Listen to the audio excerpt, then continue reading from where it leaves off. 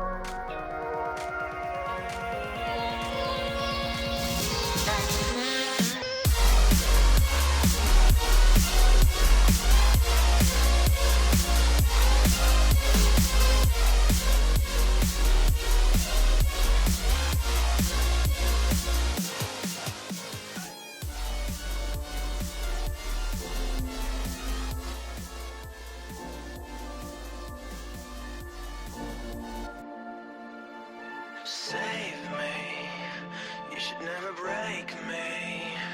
You're the thing that makes me be afraid of myself. Don't tell me you're sorry, just say a thing to stop me.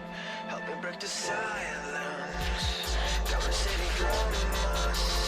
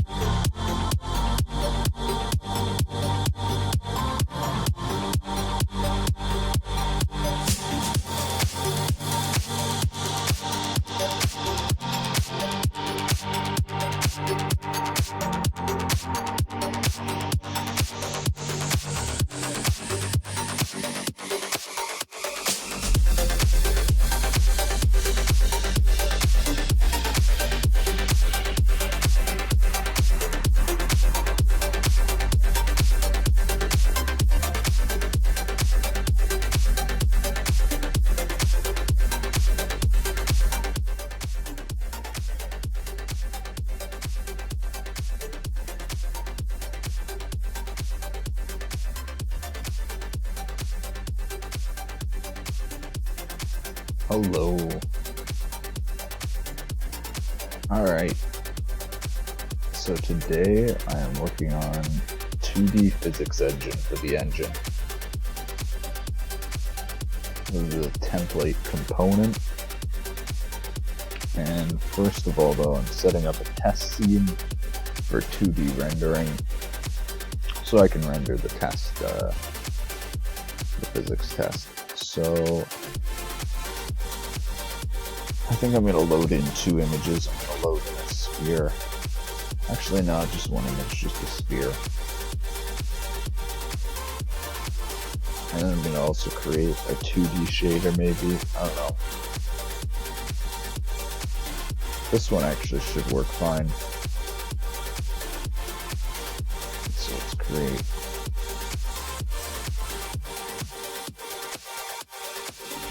Do I actually have a sphere renderer on here? Turbulence. No, I don't think I have shape renderer on here.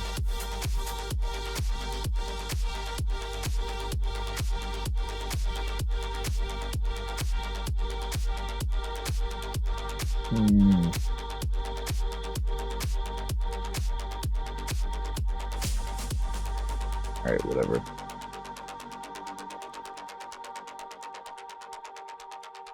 We're going to make it white, and then that way we can tint it whatever color you want. The material. And we'll make it white with a little bit of a darker outline. That is not a sphere. There we go.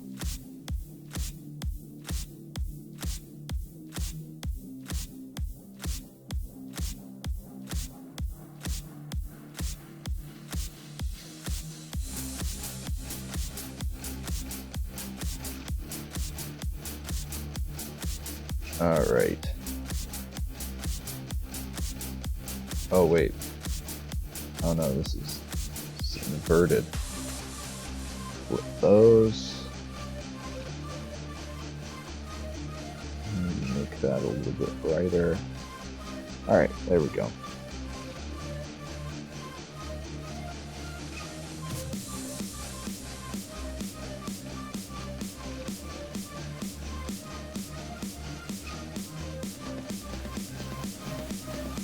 Damn, I gotta take the windows out of that. It's kind of redundant.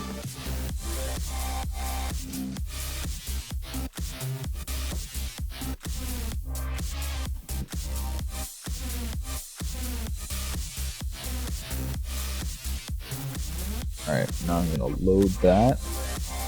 Actually, first of all, just set up the rendering.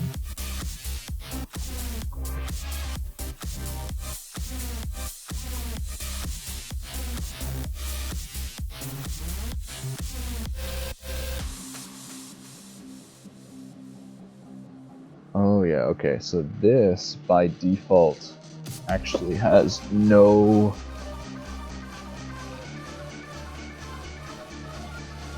Oh yeah, I'm gonna basically need nearly the same code as before. I shouldn't have deleted that. And just copy it from here. I'm gonna actually need to set up a material for rendering it.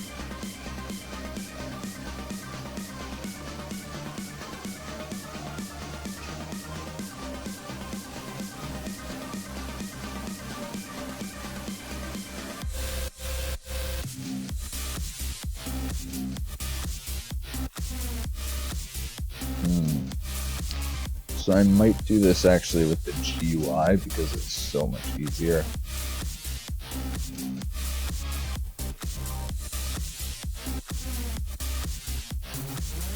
Yeah, I think I'm going to do this with the GUI.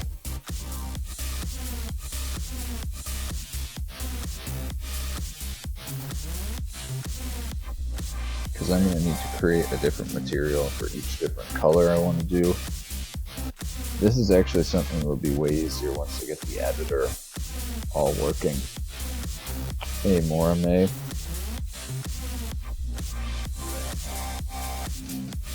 Yeah, I also... Yeah, I need to make the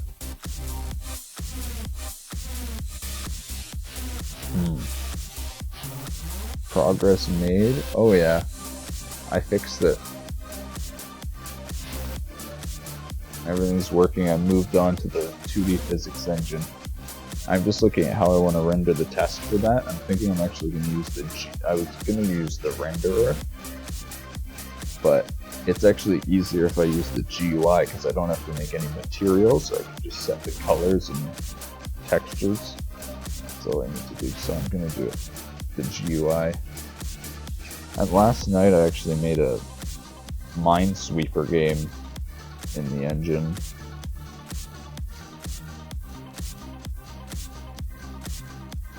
I'm pretty happy with.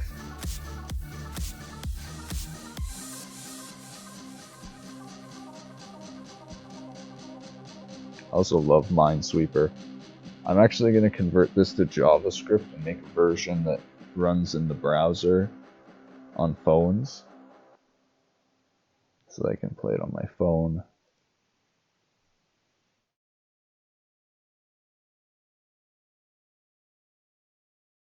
But yeah, I did this to like refamiliarize myself with the engine, and it worked great. It was really good practice.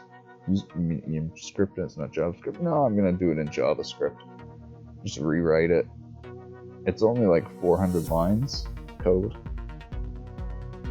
and it should actually be a lot less in JavaScript, I think.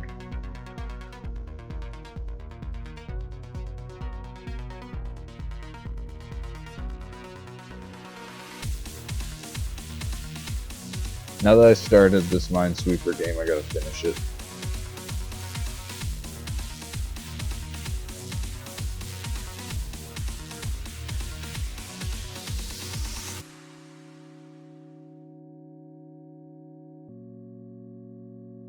Should be pretty quick though.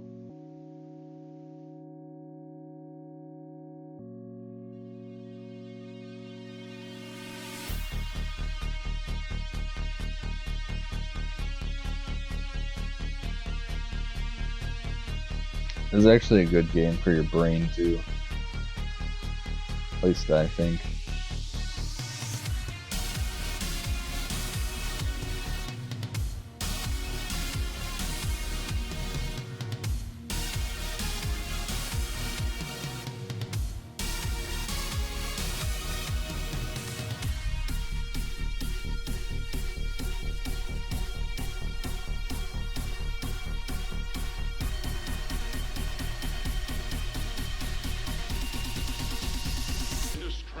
Weird animal.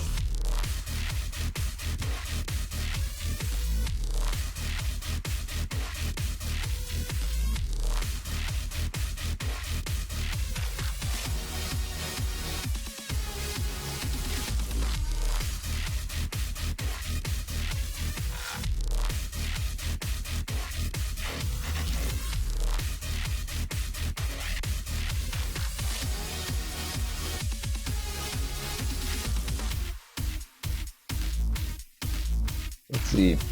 Oh man. 3 minutes, shit.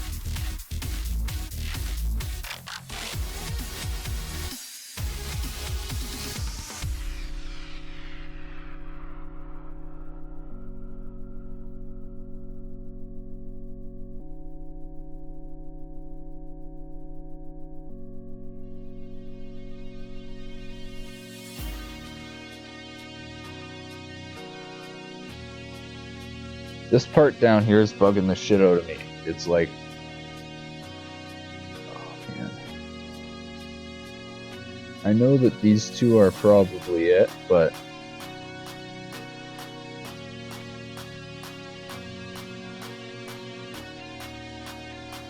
oh shit, it wasn't. Okay. Hell yeah. Alright. Dude, this game is intense.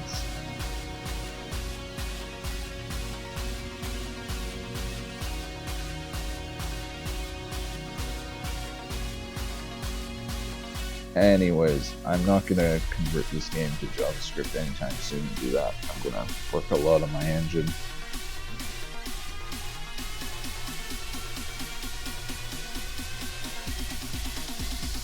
A strange, weird animal. This song is weird.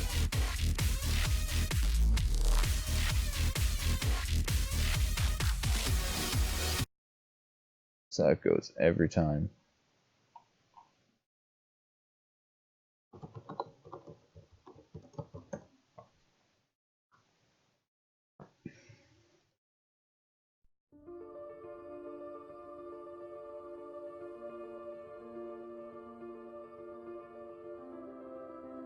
Okay, I'm so close. 5 left.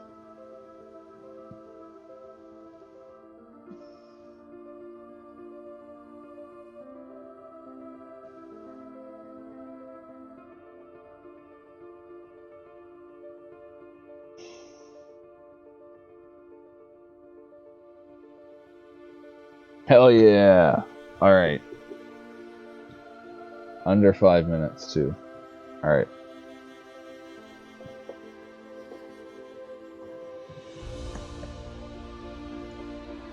First things first, we set up the base GUI. I actually think I can just copy the beginning of this Pines code for that, because it does the exact same thing of setting up the GUI. Let's see, I said this was 400 lines too. How much is it? 349. Close. So, copy that.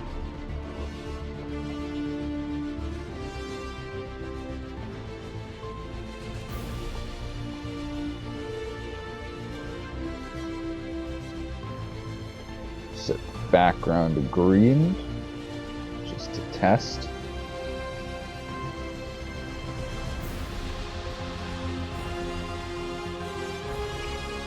We got errors. Oh.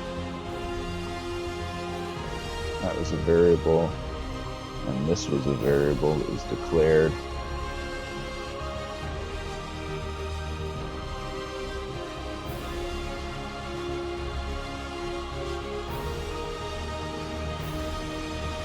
There we go. Now this should just make a green window. There we go. Oh, what's this? There's, it looks like the renderer is kind of bugging out over to the side here. That's interesting. Anyways, I don't think I'm going to need the editor for this. This is going to be pretty straightforward. Alright, the actual background, I don't think we need a background.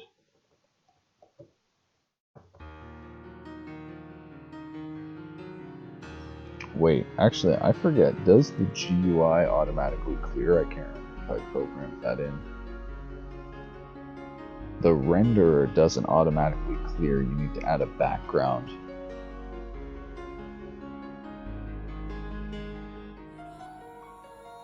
Ah, it just clears the depth buffer. Okay. Alright, so I do need a background for clearing.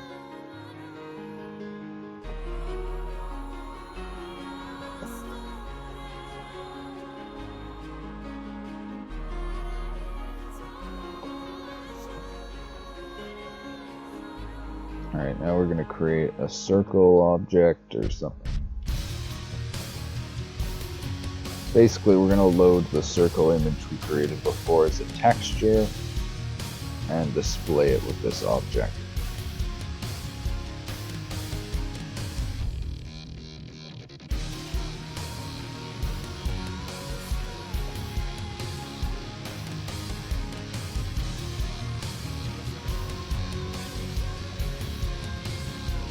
Alright, we gotta load the texture.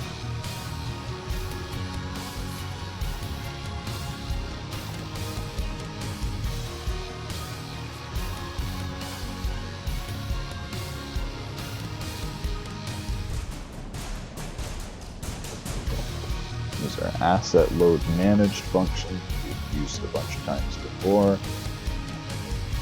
Ooh, actually, let me see, what are the default options? So the asset loading has options, And like for the texture, it includes stuff like whether or not it has alpha. I just want to make sure the default option includes alpha. 1 alpha, yes. 2 mipmap, true.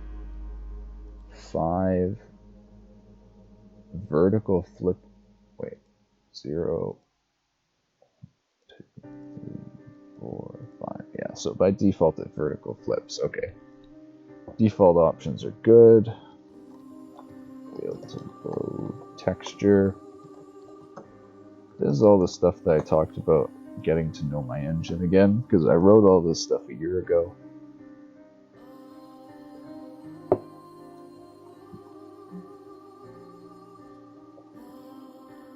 But that's the great thing about having all the source code right here, is I can just go ahead and read the options.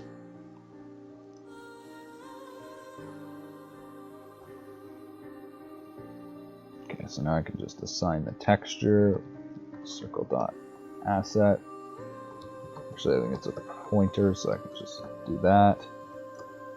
Color should default to white, so that should be good. I'm gonna want to set this position.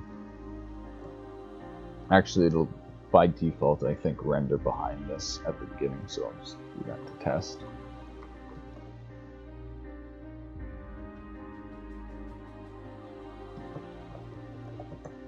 Reparent it, add the component. Okay. Feels good when you type a bunch of code and it just compiles. And it loaded the circle, hell yeah. So that's really low resolution, but there's our circle.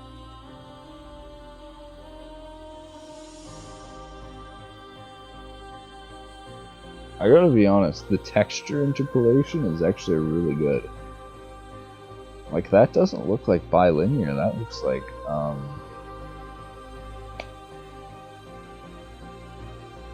it almost looks like cubic or hermite, oh my god.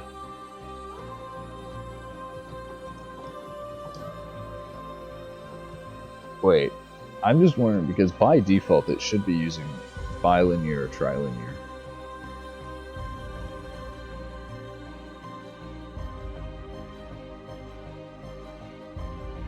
Mipmaps? Yeah. See, I don't think it's mipmaps though, because it's magnifying, and mipmaps are for minifying.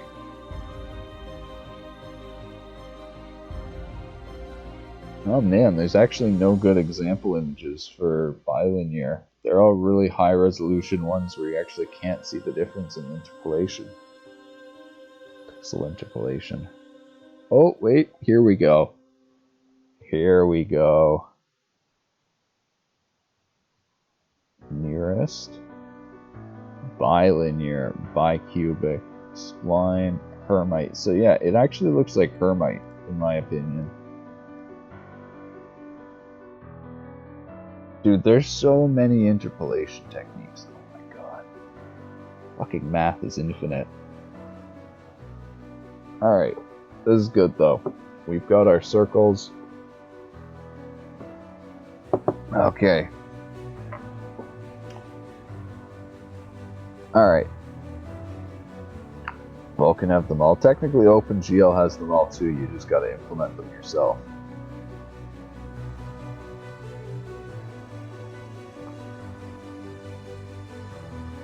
Alright, let's get programming our rigid body.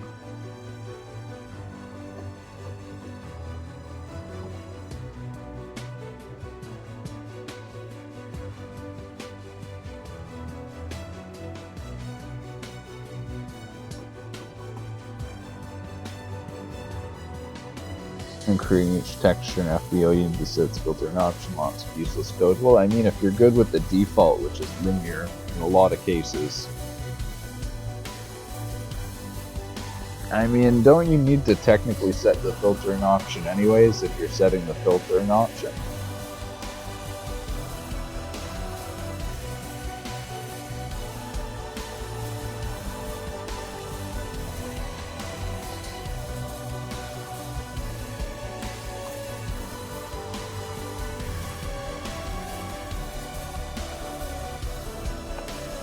So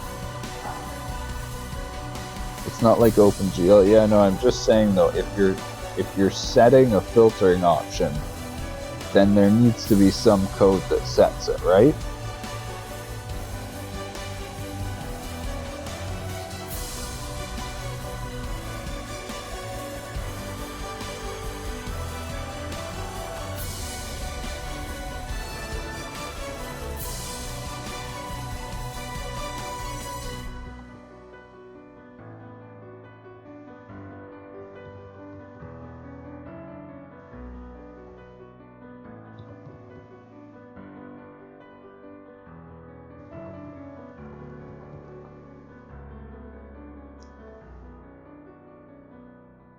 Ten times more options per object in Vulkan. Yeah, that's how it goes. DirectX 12 is a lot like that too.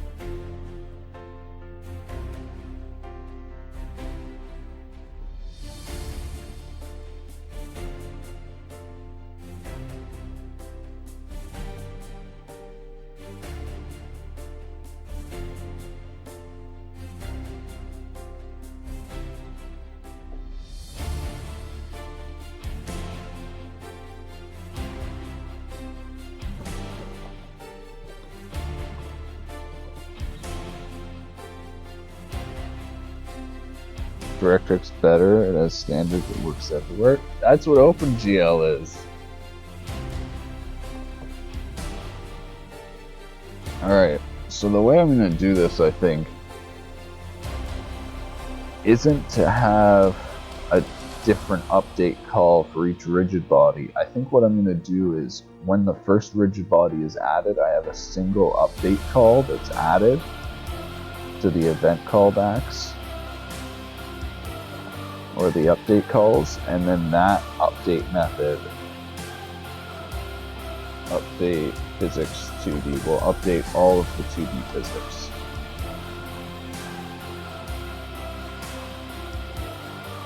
So that way I don't have a function call for each rigid body, which is kind of a waste. Then I'll just have a for loop. So the thing I haven't decided if I want to do for the rigid bodies are just going to be circles, and that way I can do joint physics really easily. But the colliders, I want to support custom colliders, and I'm not sure if I want to just inline write them in the for loop. I think what I'm going to do is I'm probably going to add like a virtual table so that you can override the collider function. When Vulkan has extensions that I need to check on program launch, like filtering by hardware, MIPMAP level support, etc. Dude, MIPMAP level support is all over the place. There's like no standard of MIPMAP levels as far as I'm aware.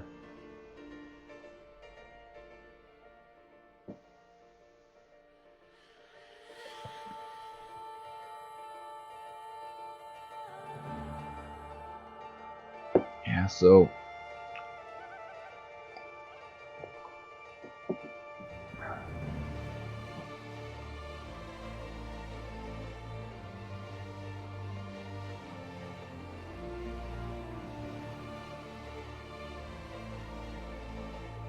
yeah, man, if I have a function pointer, that's just way less efficient, especially than if I do a switch loop. And I could get away with just having one component if I had that support all the different colliders. Oh man.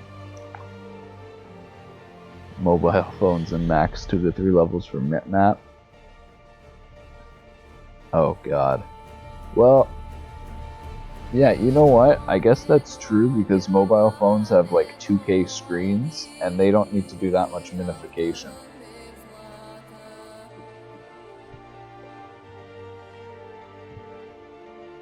When you touch Vulkan, you will understand. I've looked at Vulkan and I've had no interest in learning it yet.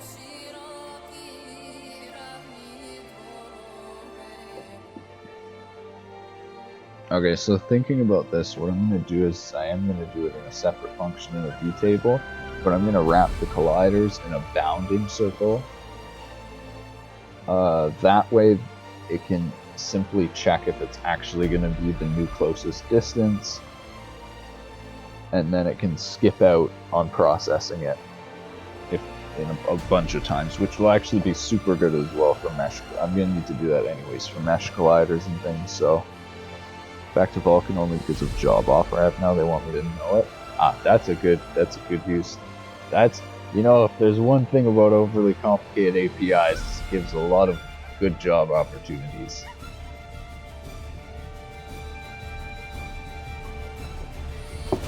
The most bloated, complicated APIs are the most profitable.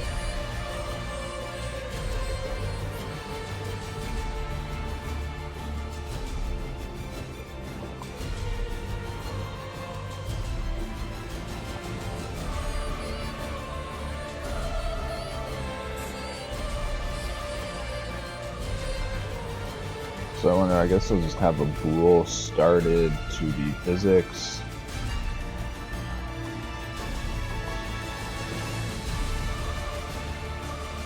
So then when it first initializes this component, if it's not initialized to 2D physics, then it'll start it.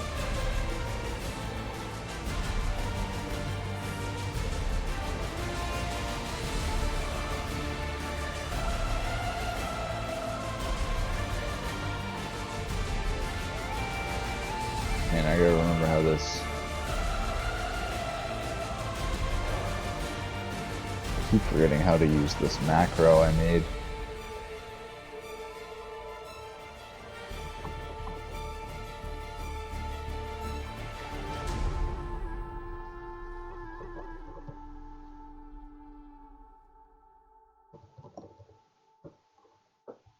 Alright, there we go.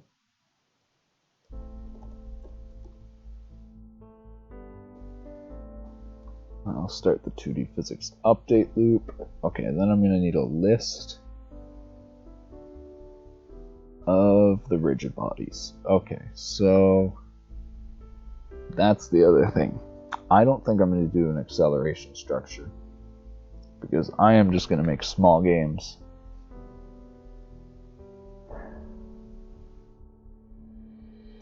I'm just going to do a list of bodies.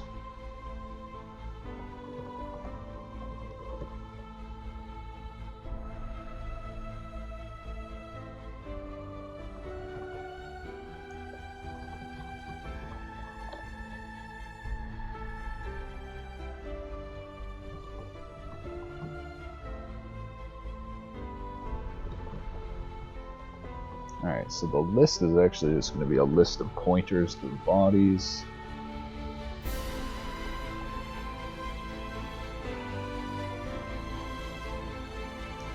Then... oh man, I should have kept that, that example function for enabling and disabling. Let's use this one. Wait, this one doesn't have it. Shit. Anyways, when it enables it, it's going to add it to the list, and when it disables it, it's going to remove it from the list.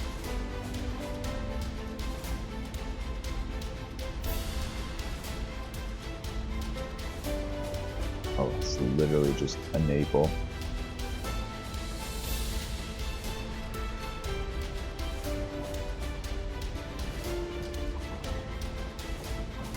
I thought, so I have functions like this init rigid body 2D that are required for every component because they're called by these macros. So because I've forgotten how my engine works, I was thinking that I had to have a certain name format for this, but it's good.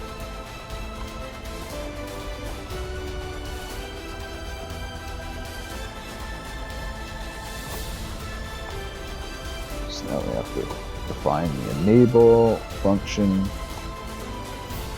which is just like C, you manually set up a vtable. I'm also going to need a disable function.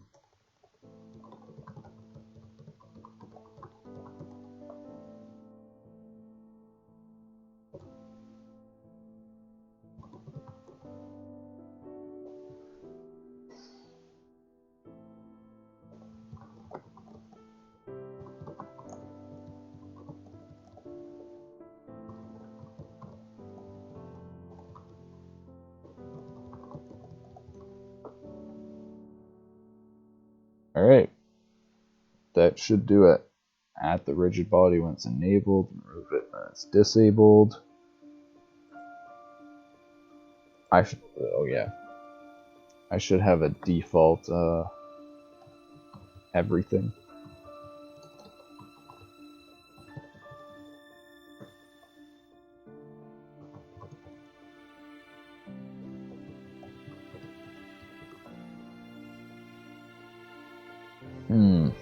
I probably want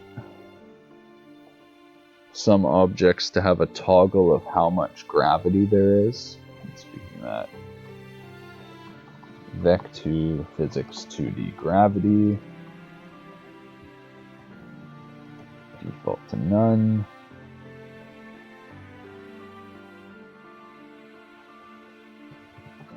Oh yeah, friction and bounce as well.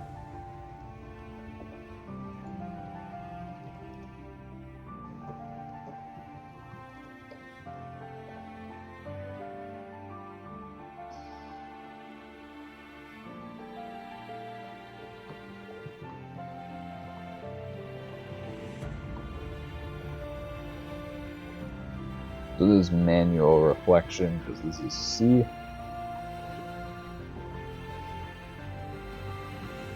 And may as well do the update physics function now.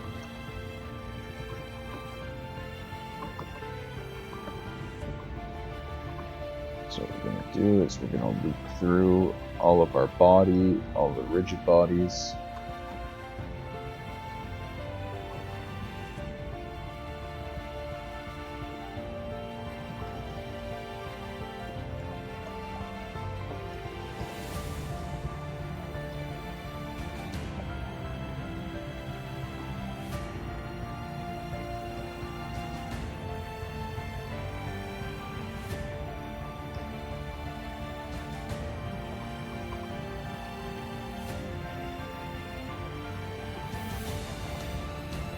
Alright, awesome. So now I'm going to have collision mask. So 32-bit flag mask of which ones this collider collides with.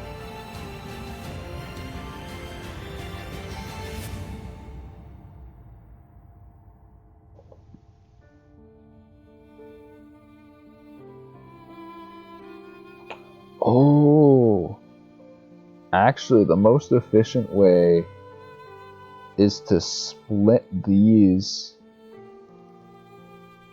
into 32 different lists of the different layers and then loop through the lists that the body actually collides with.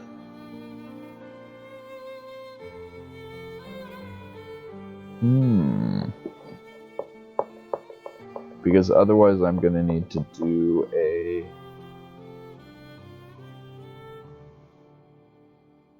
layer. I'm going to need to do a bitwise operation comparing the layer of the other colliders and everything.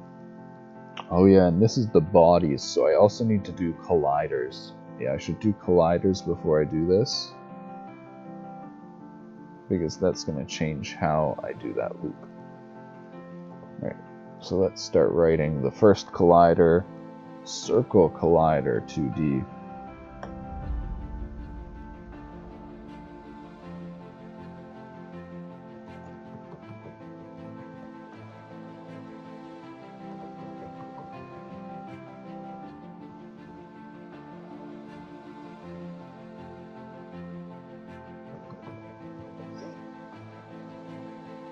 Oh wait, I'm probably going to want an abstract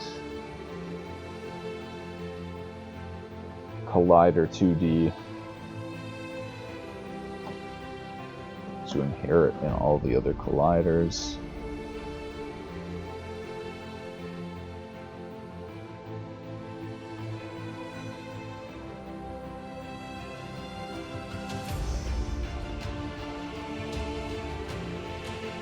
So this isn't actually going to be a component itself, I don't think.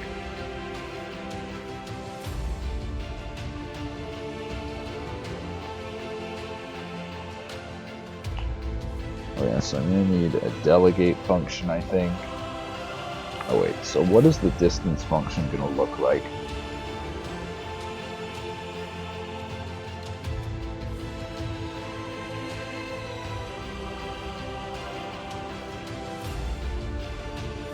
Oh yeah, it's if I have the bounding circle and I have a circle collider, it would be checking a bounding circle and then checking a circle that's exactly the same as the bounding circle. That would be really inefficient. Okay, I need to think of a different way of doing that. Maybe for the circle collider,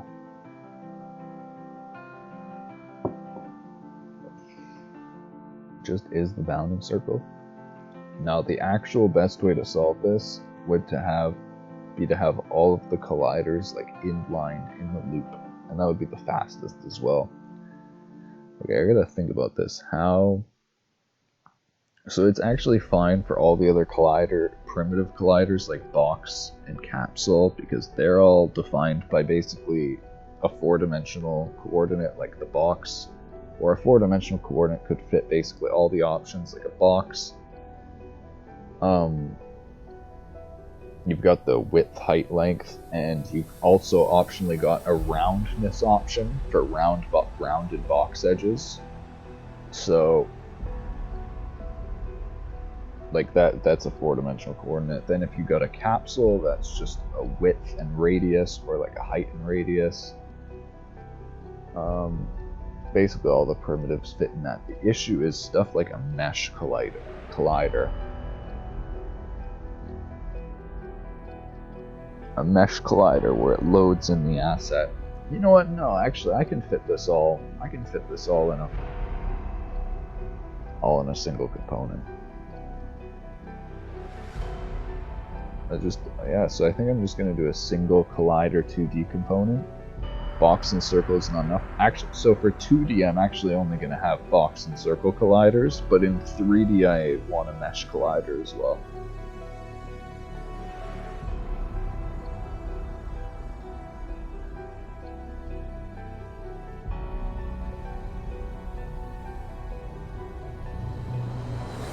Alright, so how am I going to do this?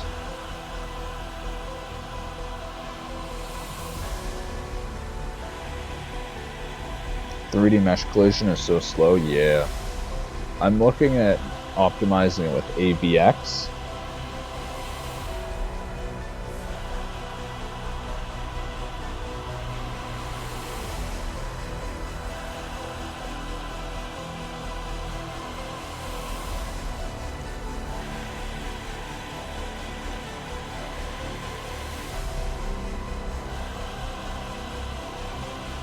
Oh yeah, and I also want height map collider for 3D.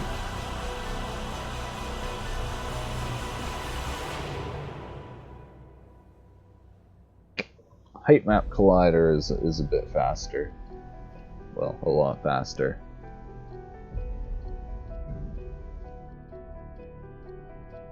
Oh yeah, another thing I want to fix up for the engine, it's actually going to be fixed up at the end, is this procedural mesh. This generates a procedural mesh from a distance field. And yeah, so it can create really complex 3D shapes.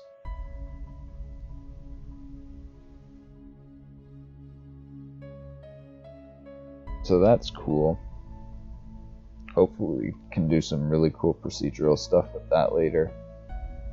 Did I make a procedural height map as well? No, I didn't. Alright, we need to make a height map thing too. Well, I enjoy your stream very much, but I need to go do my code. See you later. Good luck with your code. Thank you. I'm glad you enjoy my stream.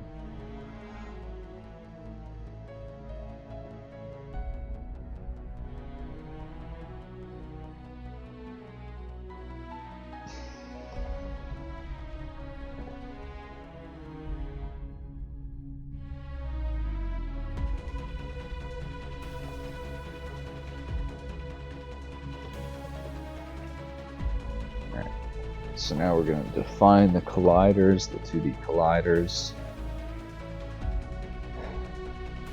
Box. Rounded box.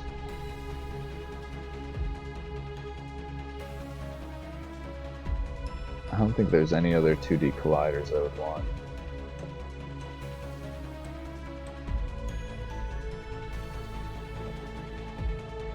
Oh yeah, the other thing is going to be if I'm visualizing the collider, I think I'm going to use this debug draw to visualize.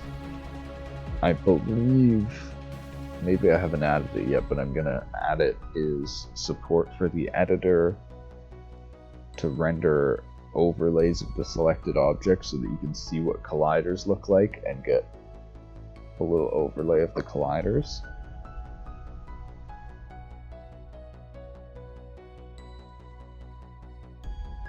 So that's going to be hard with the rounded box. I don't think I'm going to do a rounded box in 2D.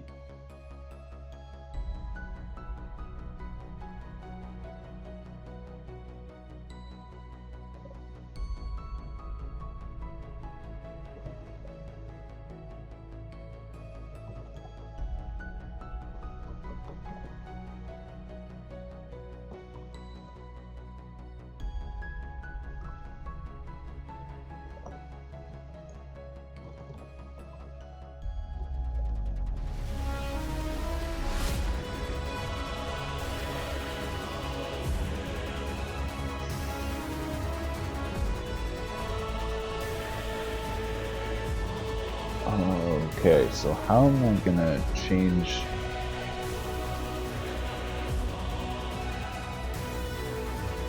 Alright, wait, how do I do layers in this? Wait, that's the wrong one. How do I do layers in the renderer?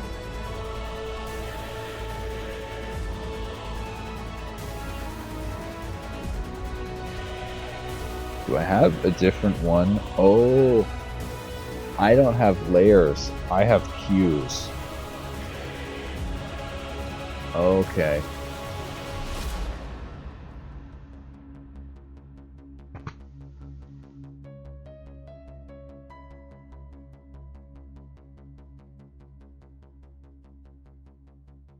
Yeah, so I think I'm going to split the colliders into layers. So then I just loop through the layers that it actually checks collisions with. And that way it's not looping through all of them and then checking if the layer is there. It'll just be way quicker.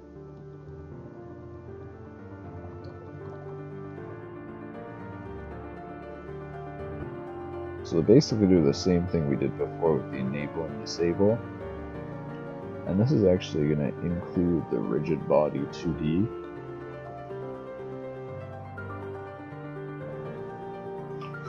Because now there's going to be a list.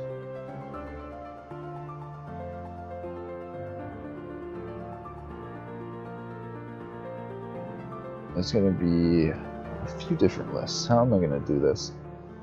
Do I want to do 64 lists, 32 for both the bodies and 32 for the colliders, or do I want to do one big list of 32 and then check between the colliders and bodies? No, I want to do 32 separate ones. Okay.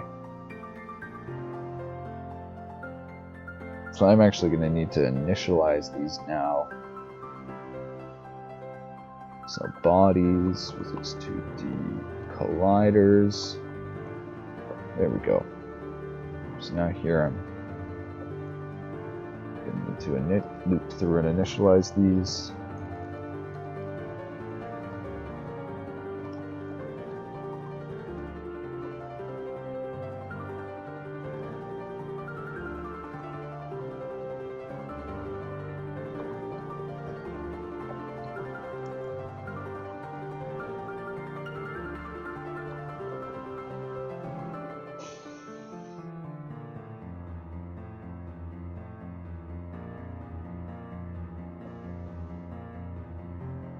Alright, so now it adds base.object. I think that's object, yeah. Dot or layer, okay. So now add it to the list for that layer.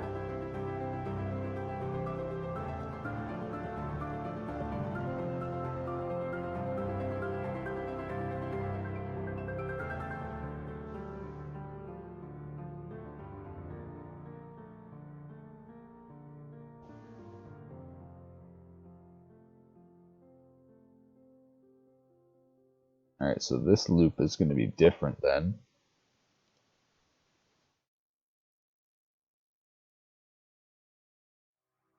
This, however, is going to be basically the same.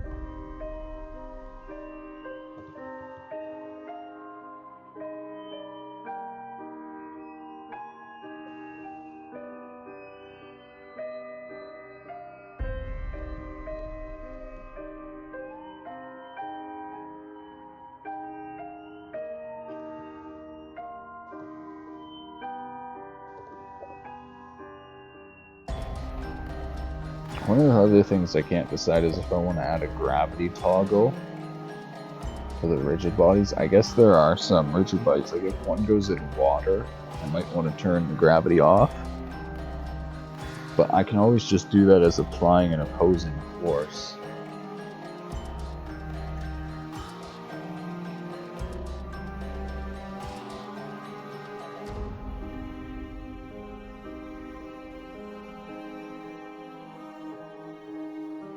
I wonder if this compiles.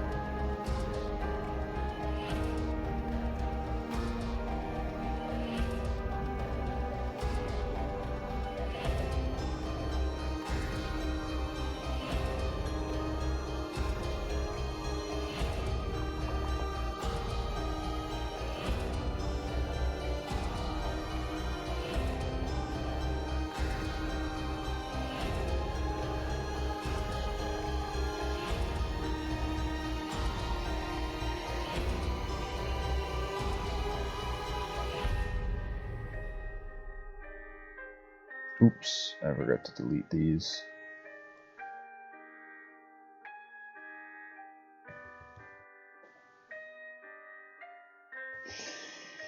Did get pretty close to compiling though.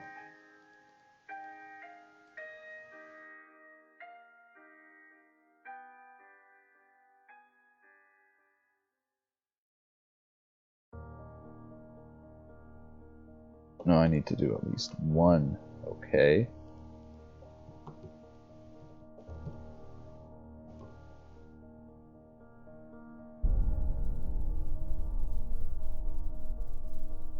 Component data template undeclared identifier.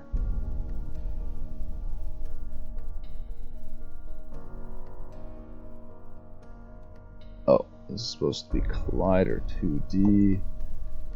And this is supposed to be a rigid body 2D, I think.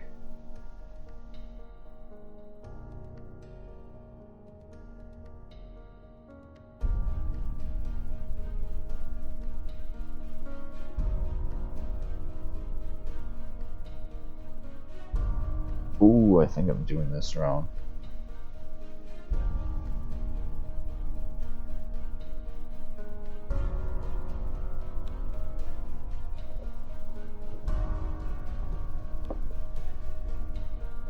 Oh no, it just connected wrong.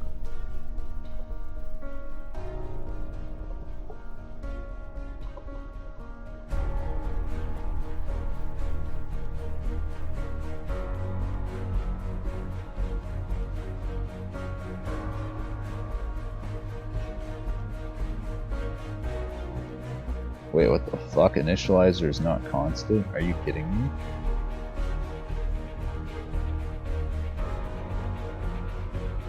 It's not supposed to be a... Wait, okay. Man, Microsoft compiler confuses me sometimes. Alright though. That compiled, basics of that. I'm gonna go get some water, plug in the laptop. I'll be back in a few minutes.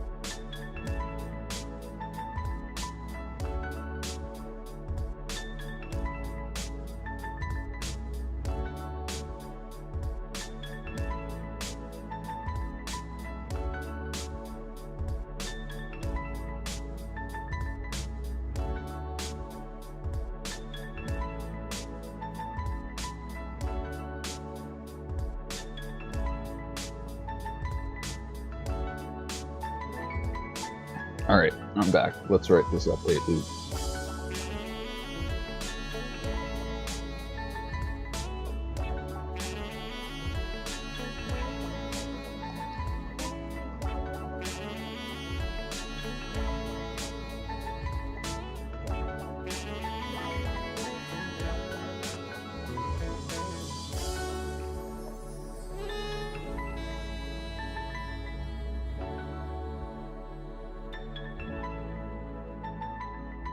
Cause I can't walk, I can't talk, I can't breathe without you here right by my side.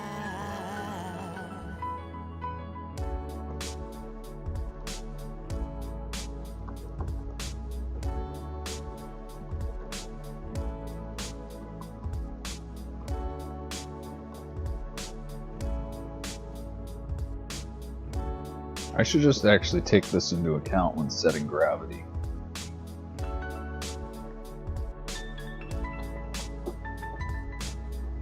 So I think that's just going to be the gravity value. Alright.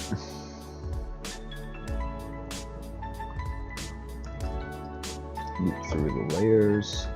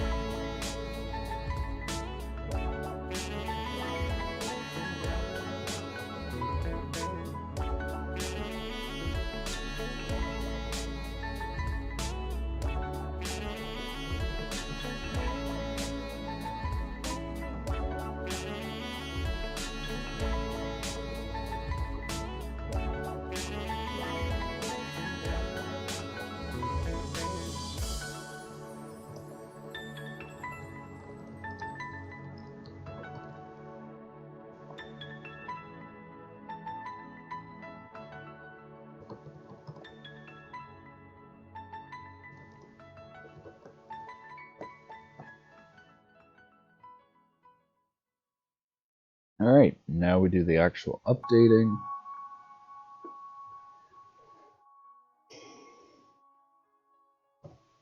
I wonder if I should add a drag variable too, maybe. I also don't know how I'm going to do collision response. If I want to do a callback function.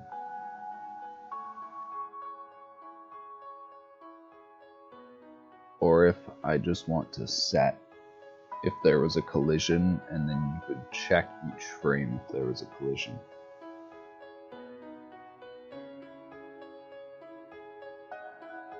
I guess the callback function is probably better though.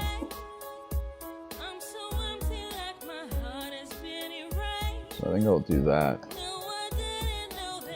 on collision.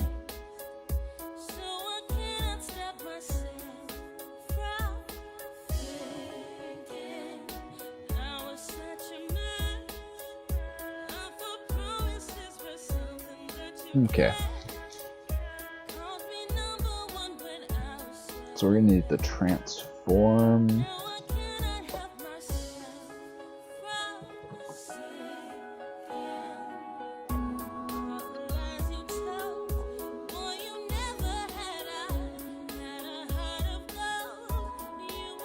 And it's just stored in the object. We're gonna need to update this too. I believe.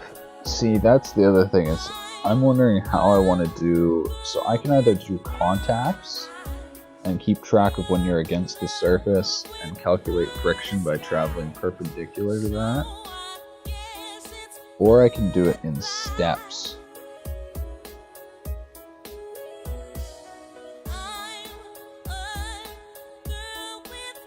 The steps I think would be more accurate when you have higher, like by steps actually, iterations.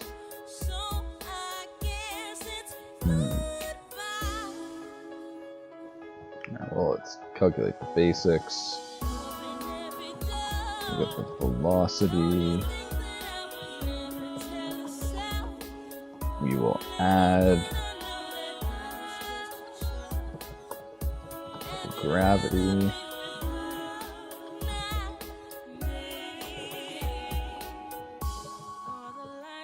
do collision checking here. Then after everything, we write back out the velocity.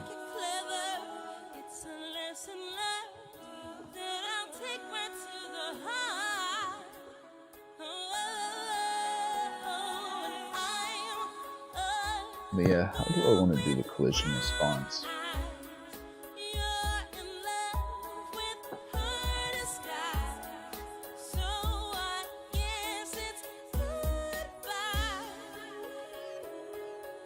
So we got our surface here, the line.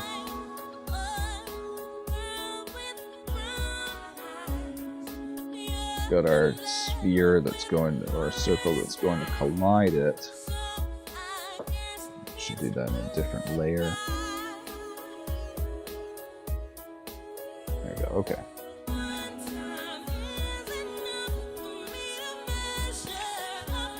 So imagine our sphere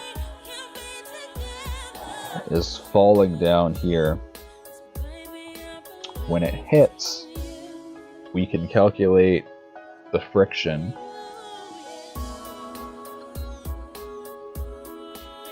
as how much the force is applied backward.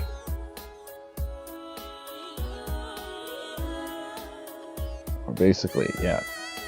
So if there's zero friction, or let's go the opposite way. If there's zero friction and this hits this, there's going to be no opposing force here, so this is just going to go straight down. It's not gonna get stopped by anything. It's just going to go sliding down there.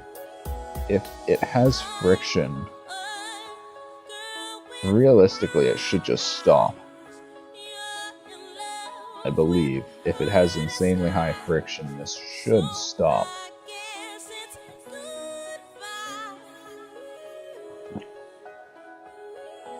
Or it might go down slowly, unless it rolled.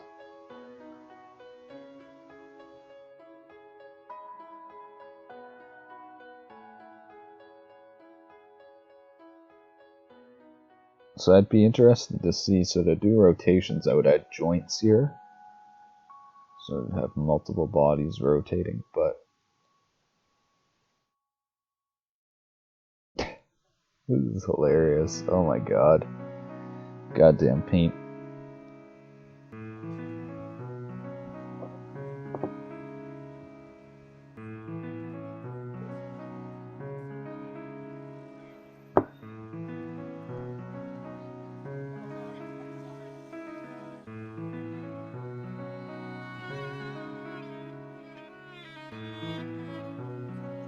Alright, so let's pretend though actually that you've got a character.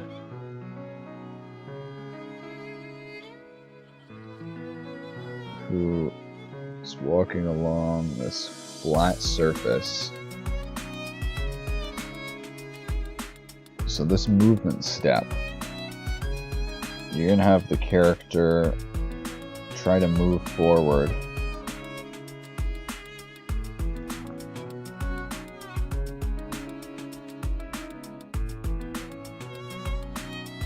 And at the same time, it's also going to have gravity pushing down. So it's more going to move like between these two. Oh god, this is such a bad drawing.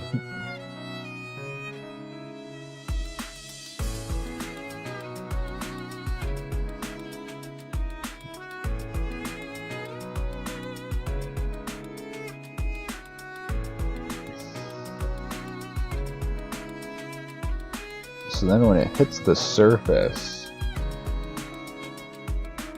from that, because it's moving down diagonal, it's not going to move anywhere.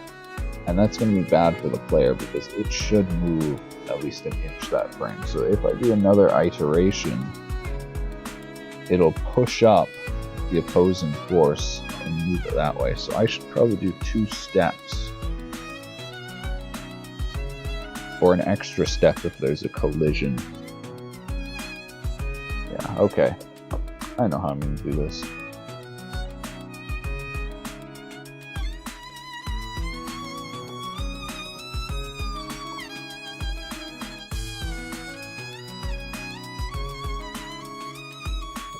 So this movement vector is going to be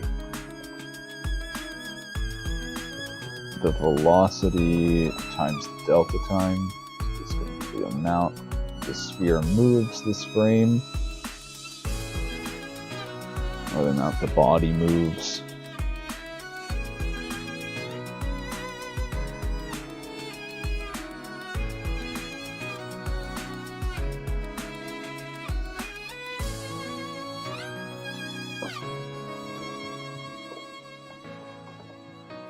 So here I'm going to check for collisions.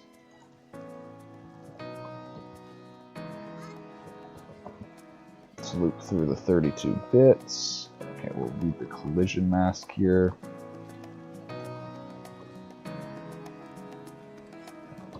So if the collision mask, it's the other way, if the collision mask isn't set to this,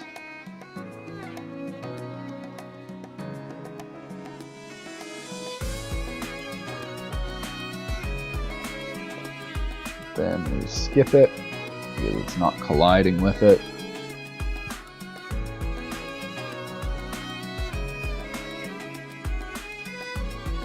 Otherwise, we'll check the collisions here between other bodies and the other colliders.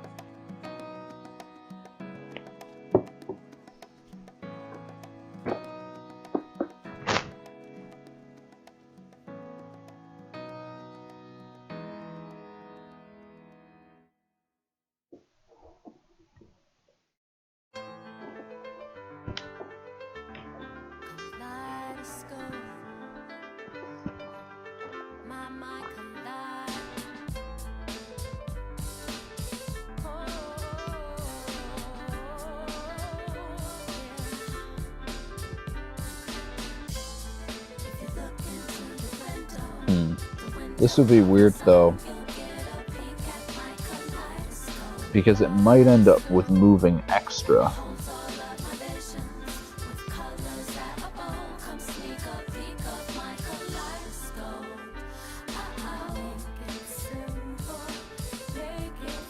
Yeah, I'll just find a way to work around the player stepping issue. One test I should do is probably making a little simple controllable side-scroller character.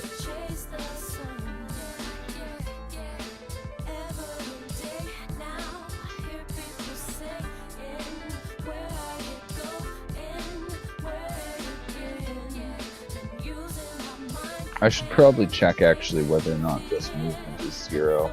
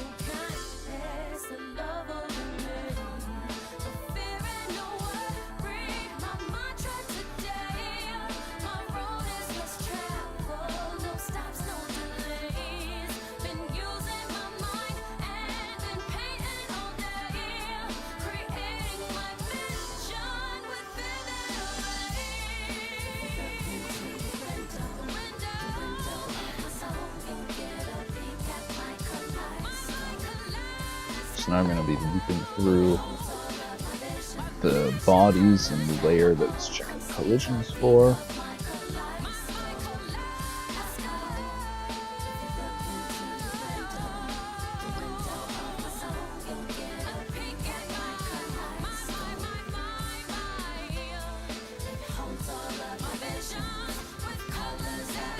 And it's going to do the same for the colliders after this.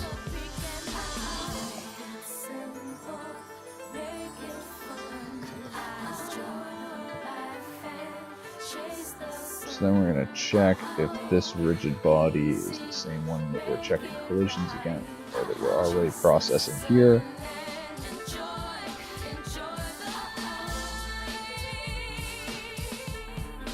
If so, then we skip.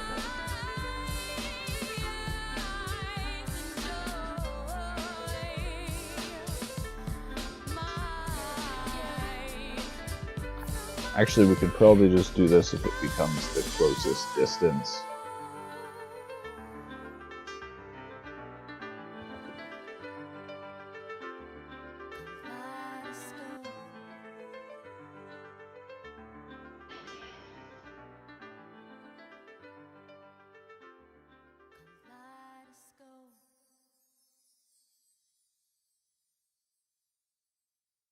Alright. So now I'm going to need to get the position and size of this.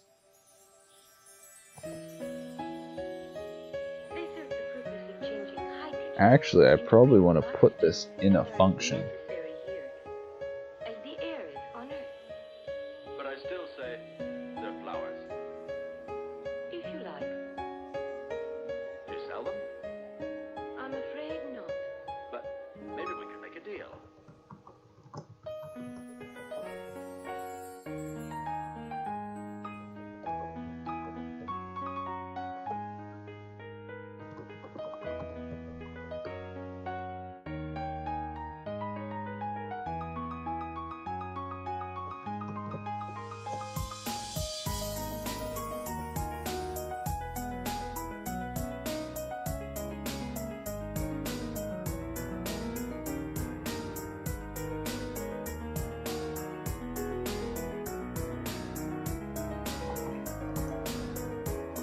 Physics to the distance.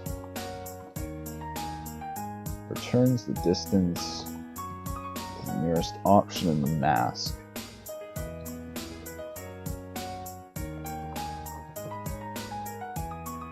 Or from a point in a mask, and returns that closest object. So I don't know if I'm gonna do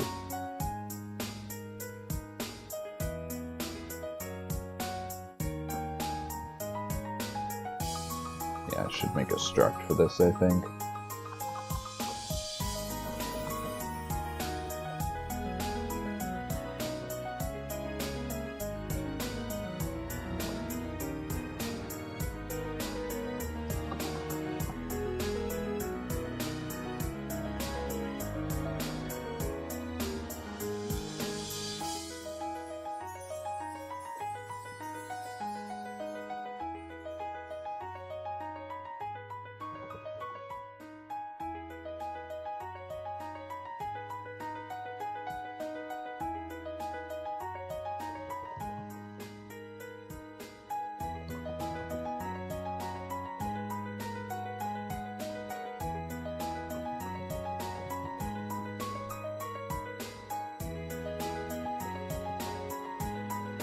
Alright, so now I'm turning this whole loop into a function.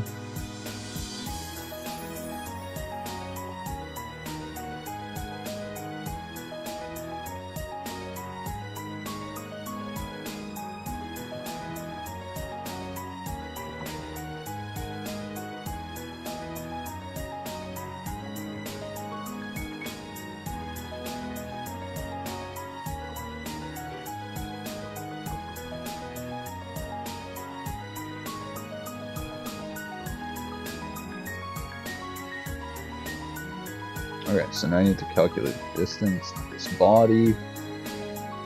Oh yeah, and I need to exclude. I need to add an exclusion.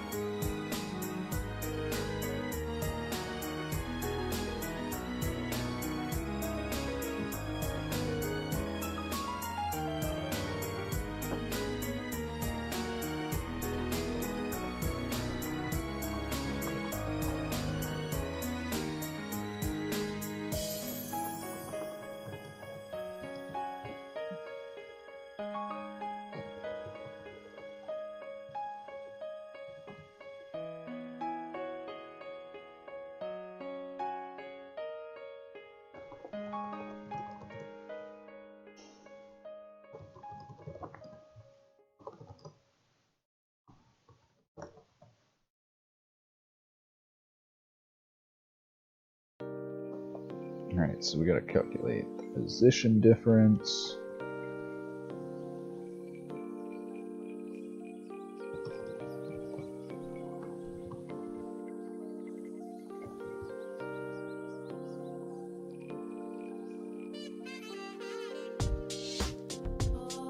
I think it's absolute position.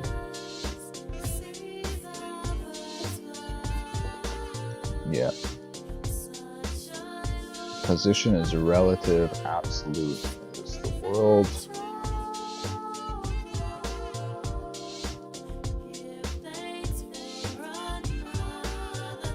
Oh man, I wonder how I'm going to account for different scales.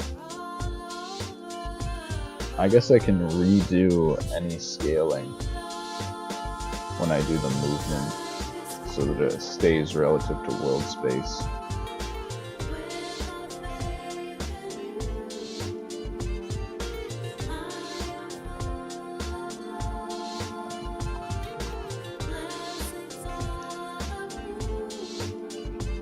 And I'm going to cast this back 2.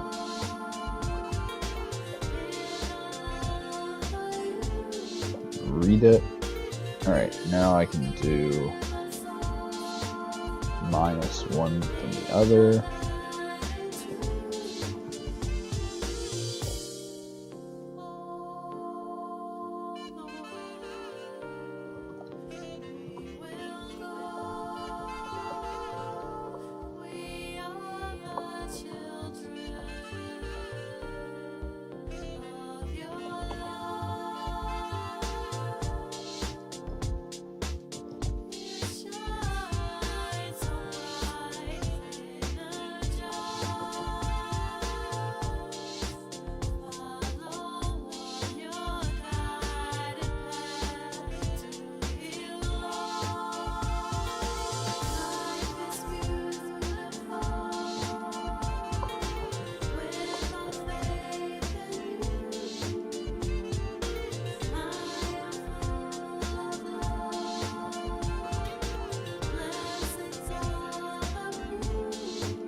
Alright, there we go. So this will return the closest body now. Now we need to also add colliders.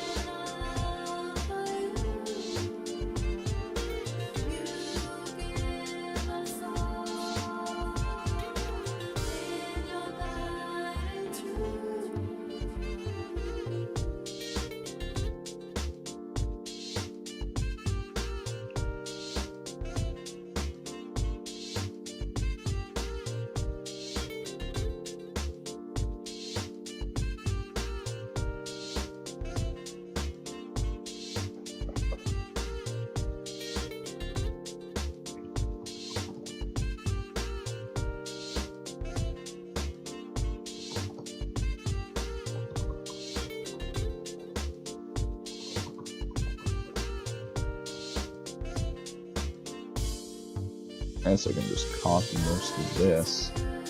One of the things that I'm going to need though is I'm going to need a normal function or some way of getting the normal of the collider at a point, so I'm probably going to need to make another function for getting the collider normal. I'll probably make that right here.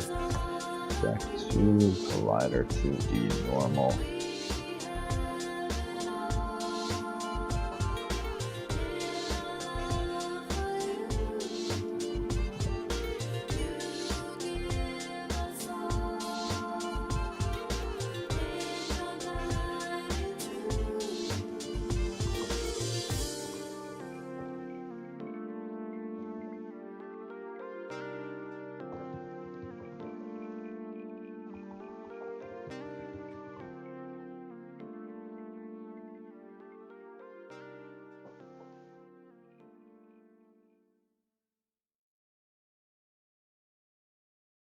So this is going to be different for each collider 2D. In order not to disturb its calculated orbital chart, we lined up 2,000 feet parallel to it. The only way to get there was to float through the terrifying void between us.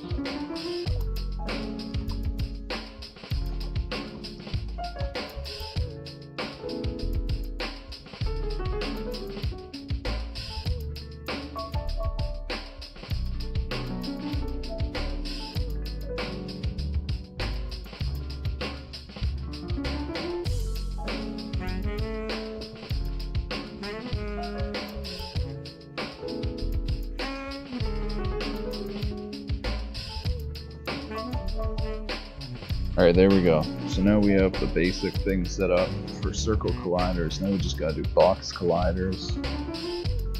That's gonna be a bit more complicated also because it's gonna involve rotations. You don't need to rotate circle colliders because they're circles. You have nothing to rotate. So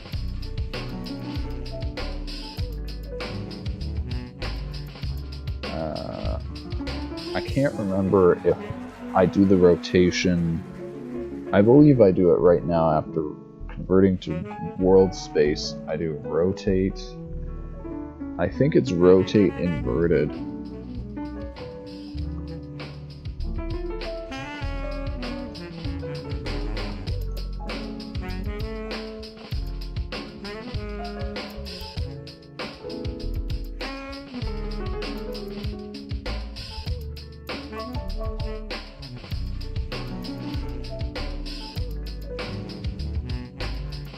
Alright, so now instead of this, okay, what do we do? Length, max, okay, we gotta do more versions. Absolute value of this minus the size, so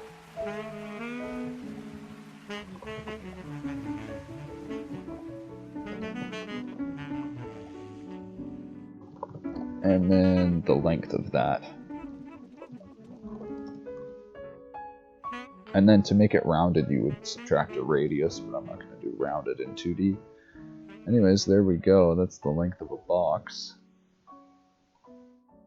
There we go. We've got our colliders set up.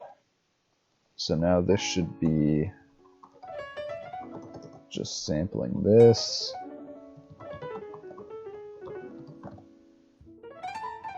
I say you don't need a thing from foreign countries. Is it coffee first?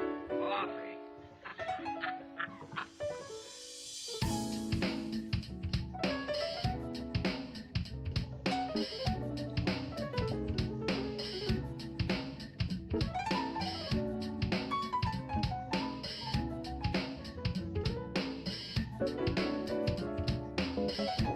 And then if the sample distance is smaller than the radius, then we've got a collision.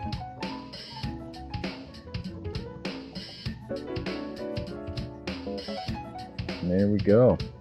Alright, I think I'm going to stop the stream here. Probably going to start it back up in 2 hours or so. I'm going to go and eat. I'm going to go and rest a little bit. I actually wasn't thinking I was going to stream today, but here we are.